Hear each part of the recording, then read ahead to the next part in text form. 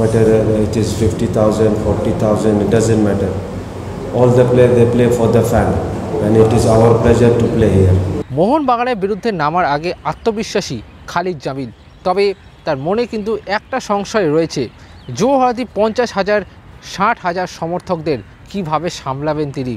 অবশ্যই সেই সংশয়টা নিয়েই খালিদ জামিল নামবেন আগামী সোমবার মোহনবাগান সুপার জায়ান্টের বিরুদ্ধে আইএসএলের সেমিফাইনালের দ্বিতীয় লেগে, এবং তার আগে কি বলছেন তিনি এই ম্যাচটাকে নিয়ে আসুন জেনে নিই। কাট কাট আপনি কেটে বলুন নেক্সট কবে পাবো আমাদের চ্যাম্পিয়ন।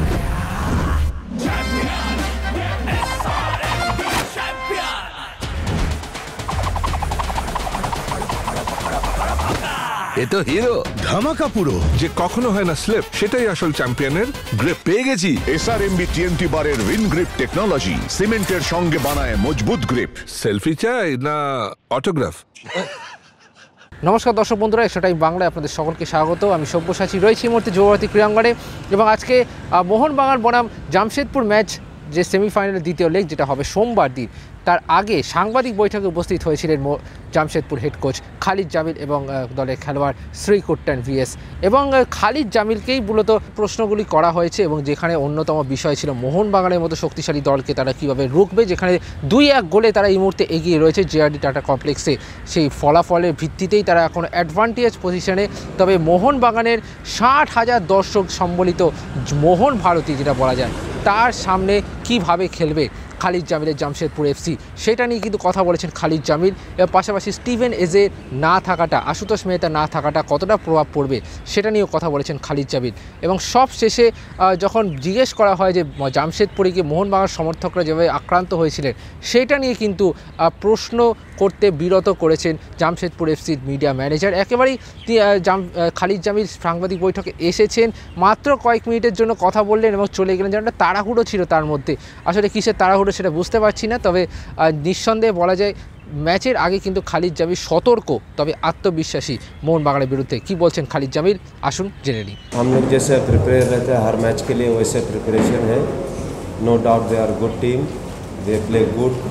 वो लोग अच्छा खेलते हैं ये ग्राउंड में, home ground, they play good and they are good, they are champion of the ISL.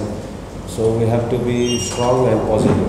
उन लोग को मिस करेंगे as a Mubashir, Ashutosh, but this is part of the game. We have to be prepare. जिसको भी chance मिलेगा he must show that I am also good. You know him, is a good player, his experience, his quality, his mature, and उसने दिखा है, he knows that how to play and he is mature. मेरे को इसको ज़्यादा कुछ बोलना नहीं, I just have to give him chance, and उसने प्रूव किया चांस। डिपेंडिंग ऑन सिचुएशन, जीतेगा तो डेफिनेटली खुश होना है, बस नॉर्मल है, जैसे हर इंसान करता है वैसे ही बस। But they know that all the players are mature, वो लोग प्रोफेशनल है, they know whether it is 50,000, 40,000, it doesn't matter. All the players, they play for the fan, and it is our pleasure to play here.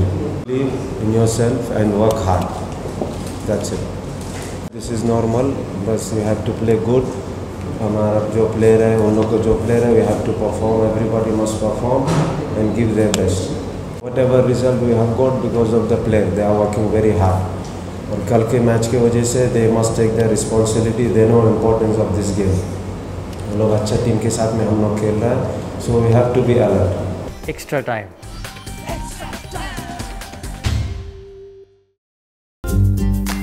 Latest news আর exclusive ভিডিওর সঙ্গে update থাকতে এখনই subscribe করুন আমাদের ইউটিউব চ্যানেল। বেল আইকনে click করতে ভুলবেন না যেন।